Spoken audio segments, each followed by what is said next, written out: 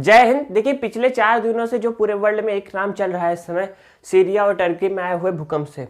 देखिए, सीरिया और टर्की में जो अर्थक्वेक आया है ये 6 नवंबर 2023 को, यानी कि अभी 4 दिन ही हुए हैं, आज 10 तारीख हो गया है। तो ये 4 दिन पहले ही आया है और इस समय इस जो त्रासदी में काफ़ी लोग मारे गए हैं। कहा जा रहा है कि अभी तक तो जो सर्वे हुआ है उससे पता चल रहा है कि लगभग 20,000 से भी ज़्यादा लोग इसमें मारे गए हैं। ये सीरिया में और टर्की में, जैसे टर्की में आया उसके पहले वाला जो आया था बहुत ज़्यादा बड़ा था, मतलब बहुत ज़्यादा उसमें लोग मरे थे। इससे पहले वाला अर्थक्वेक 1999 में आया था और इससे भी एक भयानक आया था 1939 में, 1939 में। तो उससे भी ये माना जा रहा है कि ये खतरनाक है। अब देखिए, इसके बारे में ज़रा हम देखते हैं कि ये आखिर कैसे हुआ और कहाँ पे हुआ, इसका एरिया क्या है इस समय और क्या क्या और भी बातें इसमें महत्वपूर्ण इंपॉर्टेंट आपके जानने वाली है, ये हम देखते हैं। देखिए, ये 6 नवंबर 2023 को आया और देखिए ये गंजियाटेप इन तुर्की के गंजियाटेप एक नाम का मतलब डिस्ट्रिक्ट है, वहीं पे आया हुआ है। और ये सुबह के लगभग 4:17 पे आया था और वहाँ के लोगों का और सर्वे विशेषज्ञ जो है, जो सिस्मोलॉजिस्ट हैं, उन्होंने बताया कि ये लगभग 4:17 पे ही आया हुआ था। और उस समय समझ लीजिए कि वो सारे सो रहे थे, क्योंकि देखिए जब आदमी सोया रहता है तो मौका भी नहीं मिलता है कि किसी बिल्डिंग से बाहर निकल आए, जितने भूकंप आ रहा है कहीं बाहर सेफ जगह पहुंच जाए। और जब सो रहे होंगे, सब सो रहे होंगे, उस समय कुछ भी हो जाए किसी को कुछ आइडिया नहीं मिल पाता।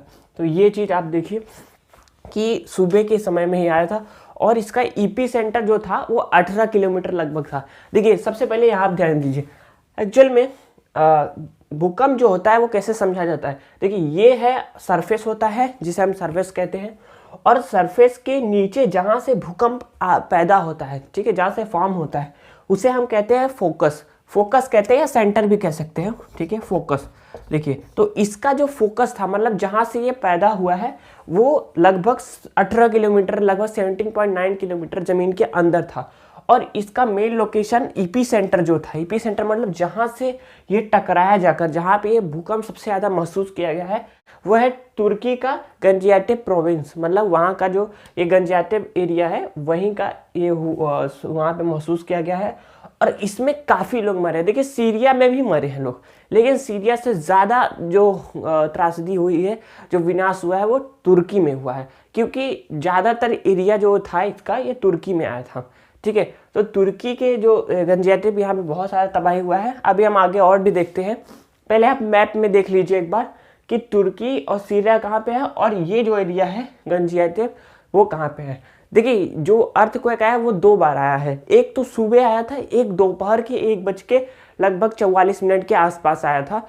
वो दूसरा जो आया था वो दूसरे प्रोविंस में आया था तुर्की के, मतलब दूसरे एरिया में तुर्की के आया था, वो भी हम आगे देखते हैं। देखिए, यूनाइटेड स्टेट्स ऑफ जियोलॉजिस्ट सर्वे ने ये बताया है कि यह जो आया था तुर्की में जो भूकंप आया है अर्थक्वेक, उसकी जो मैग्नीट्यूड है वो 7.8 रेक्टर के लगभग है। मतलब ये बहुत ज़्यादा खतरनाक होता है। जो भी देखिए रेक्टर स्केल आप देखेंगे 1 से 9 तक होती है, 1 से 9 तक होती है जो मैग्नीट्यूड बताती है।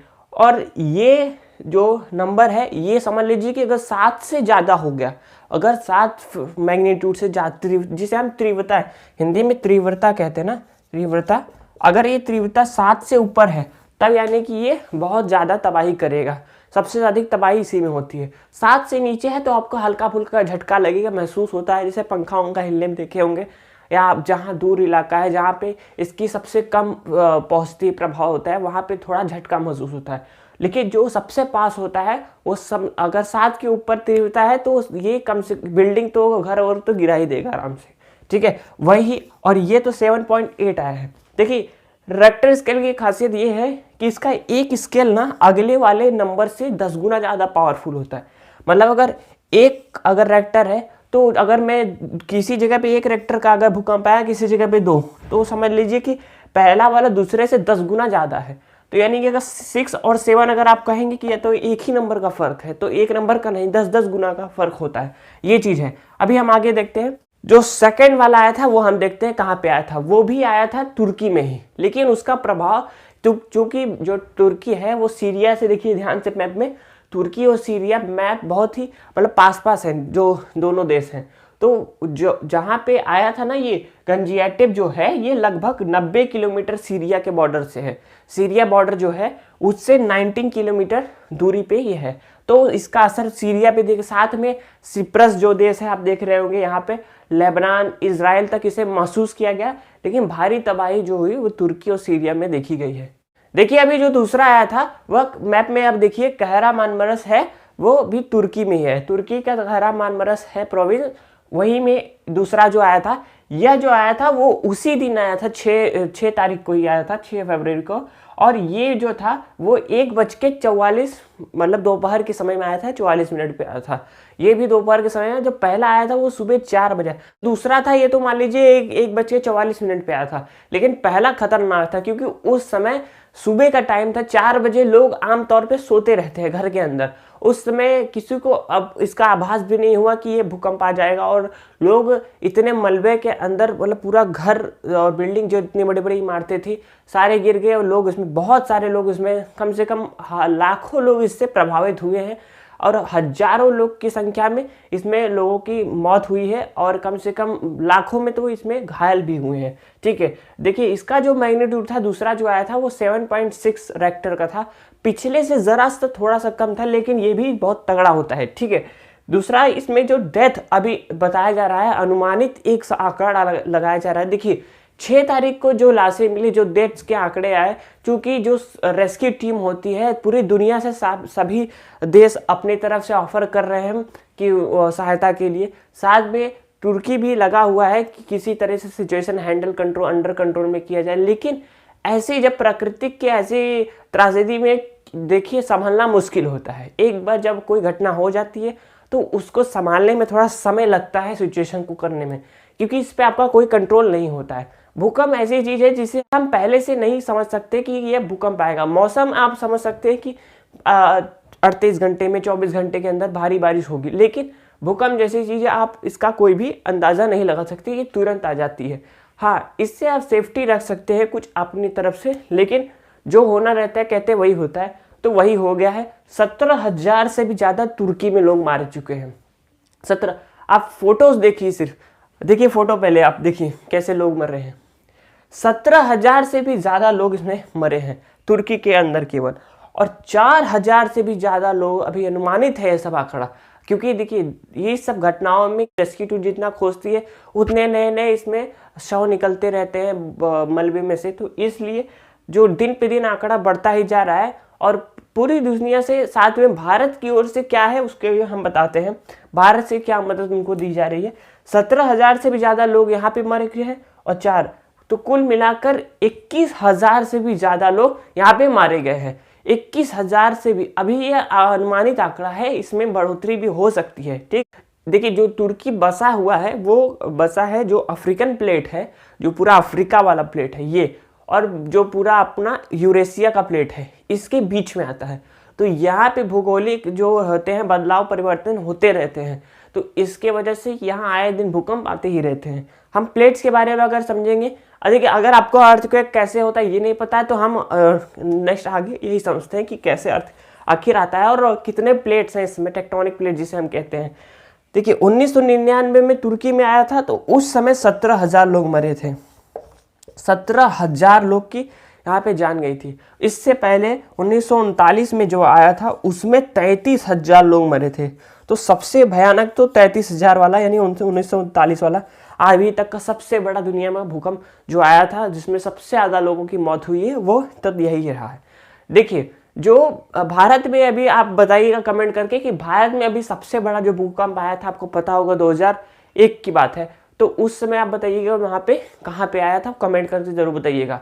देखिए और इसके साथ में हाल ही में जो हमारे भारत में आया था 2015 में नेपाल में जो आया था, जो उसका लंबा जोन, उसका जो एपी सेंटर था, और उसका प्रभाव हमें नॉर्थन साइड में भी देखने को मिलेगा था, मतलब नॉर्थन इंडिया के साइड में, उत्तर प्रदेश यहाँ पे मिला था। वो भी जो आया था नेपाल में भी, वो भी 8.1 के लगभग था। 8 जो उसका तीव्रता थी वो 1.8.1 था।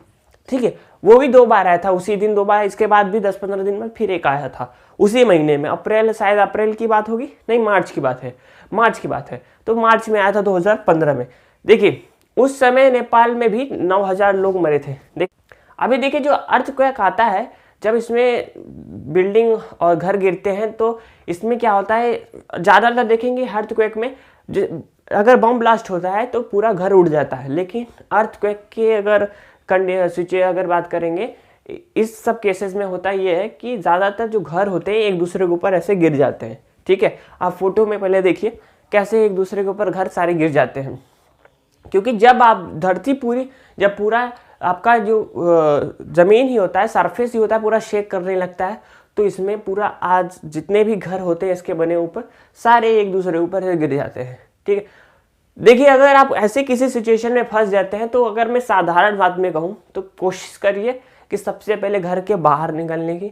अगर घर के बाहर नहीं निकल पा रहे हैं तो किसी कारण से अगर नहीं निकल पा रहे हैं तो उस कंडीशन में आप यह कर सकते हैं कि जो सबसे घर का कोना इलाका है जहाँ सबसे ज़्यादा आपको समझ में आए कि यहाँ सेफ हो सकता है, ये कोना आप घर का पकड़िए। कोई भी बढ़िया कोना समझ लीजिए कि इस कोने में नहीं, जैसे गैलरी भी हो गया वो भी एक तरह से कोना हो गया। लेकिन अब इसमें बहुत सारे ये भी कहेंगे कि वहाँ पे कोई लोग दब जाएंगे तो कैसे निकल जाएंगे, जब किसी कोने में देखिए रेस्क्यू टीम जो होती है काम करती रहती है अपना, हो सकता है कि वो आप पा जाए कि कहाँ है भाई, ये ढूंढने पे मिल जाए। लेकिन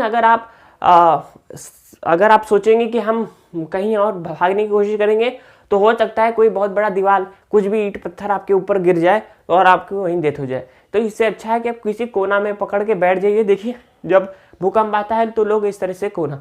साथ में दूसरी चीज़ ये ध्यान रखिएगा कि जब भी भूकंप जैसे आए तो आपको क्या करना है कि मान लीजिए आपके यहाँ कोई चौकी, तख्ती या हिंदी में तख्ता कहते हैं, ऐसा कोई चीज़ ढूंढ ले और उसको कोने में करके और अपने उसी के नीचे हो जाए, क्योंकि जब भी कोई बड़ी दीवार या कुछ भी पटिया जो भी गिरेगा तो कम से कम वो उसके ऊपर गिरेगा, आप सेफली बच जाओगे वहाँ पे। तो ये आपको यहाँ पे तरकीब करना है। देखिए कि जैसे ही ये घटना 6 तारीख को बीता, पूरे दुनिया से सारे देश आगे बढ़ के आए इसमें और अपना योगदान करने के लिए, इसमें अपना मदद देने के लिए जितना जो सक्षम है उस तरह से अपना मदद करने में अभी लगा हुआ है। साथ में अभी देखा जाए तो जो आपका अब रोमानिया है, चाहे यूके है, सारे लोगों ने मदद करने की पूरी तरह से किया। यूरोपियन कंट्रीज बहुत सारे हैं, नेदरलैंड भी इसमें काफ़ी सारे रेस्क्यू टीम्स भेजे हैं, रेस्क्यू डॉग्स भेजे हैं, मेडिकल्स के जो फर्स्ट एड किट्स है वो सारे चीज़ें भेजी हैं अपने एयर फोर्सेस के द्वारा। देखिए भारत ने भी तुर्की का पूरी तरह से सहायता करने के लिए इसमें हामी भर दिया है और कहा जो बन पड़ेगा। हमारे प्रधानमंत्री नरेंद्र मोदी जी ने साफ साफ बता दिया कि जो हमसे बन पड़ेगा हम पूरी तरह से अपने सहायता भेजने की कोशिश करेंगे। और बुधवार को ही देखिए पीएमओ ऑफिस से ये सूचना आई थी, बुधवार के दिन ही जो इंडियन एयरफोर्स की प्लेन है C-17 प्लेन ये गई थी। इसके साथ भी काफ़ी सारे NDRF की जो हमारे यहाँ की नेचुरल डिजास्टर रेस्पॉन्स फोर्स है वो साथ में गई थी। रेस्क्यू डॉग, काफ़ी जो फर्स्ट एड के सामग्री होती हैं जो कि चोट के काम में आती है, मेडिकल की टीम, साथ में डॉक्टर, इस सारे टीम गई थी पूरा लेकर तुर्की में। साथ में बहुत सारे देश, इसमें रशिया के व्लादिमीर पुतिन भी थे, उन्होंने भी कहा है कि हम जो भी होगा उन्होंने ऑफर किया है कि हम पूरी तरह से आपकी सहायता करेंगे। देखिए भले ही तुर्की और भारत का पहले से ही उतना अच्छा रिलेशन नहीं बन पाया है, लेकिन इस समय ये सब चीज़ें बात करने की नहीं है कि हम कैसे हमारा पिछला रिलेशन था, ये सब याद करने की नहीं है। ऐसे किसी भी सिचुएशन में जो भी सक्षम देश है, जो भी पावरफुल देश है, बड़े देश हैं, ऐसे देशों का ज़रूर आगे बढ़ के मदद करना चाहिए और खुल के आना चाहिए, क्योंकि हम इंसानियत के लिए सब करते हैं, न कि हम को। देखिए इंसानियत जो होती है वो अपनी जगह रखनी चाहिए और जो हमारा निजी, हमारा जो पॉलिटिकली इश्यू है वो सब एक तरफ रखना चाहिए। ऐसे सिचुएशन में जब प्राकृतिक ऐसे त्रासदी होती है तो सभी को चाहिए कि देखिए हम आपके काम आएंगे तो वो हमारे काम भी आएंगे। ये भारत के इसी मदद के प्रयास से जो तुर्की के एम्बेसडर है उन्होंने भारत को दोस्त कहा है और इसमें ऑपरेशन दोस्त के नाम से ये ऑपरेशन किया जा रहा है और इसके पूरी तरह से कंट्रोल करने के लिए। और उन्होंने काफ़ी ज़्यादा इसका बहुत ज़्यादा तारीफ़ की कि भारत एक दोस्त काम ही आता है, तो उन्होंने काफ़ी प्रशंसा करते हुए बहुत ज़्यादा धन्यवाद किया है भारत को। तो इसके लिए हमें सोचना चाहिए कि हमारी भी जो एक इंटरनेशनल लेवल पे जो हमारी इमेज है वो दिन पे दिन किस तरीके से फैल रही है और बढ़ रही है। ठीक है, तो ये हमारे भारत के लिए बहुत ही अच्छी बात होगी। ठीक है, देखिए इसी बीच में पाकिस्तान के जो प्रधानमंत्री हैं शहबाज शरीफ, वो भी तुर्की का यात्रा करने गए थे। हालांकि वो तुर्की से लौट आए क्योंकि काफ़ी ज़्यादा इनका फिर विरोध हो गया है। अभी ट्विटर पे काफ़ी ज़्यादा इन पे चल रहा है बातें। लोग कह रहे हैं कि देखिए भाई सही बात है कि आपके खुद ही देश में आपके क्राइसिस है, इकोनॉमिक क्राइसिस है, आपके यहाँ आटा नहीं है, पेट्रोल का दाम इतना महंगा है, अब आपके यहाँ खुद ही नहीं है और तुर्की को चले हैं आप बचाने। तो पहले आप खुद सक्षम हो जाइए, तब ना आप दूसरे को बचाएंगे। देखिए खैर इस समय उस सब बातों का ज़्यादा यहाँ पे चर्चा करना अच्छी बात नहीं है।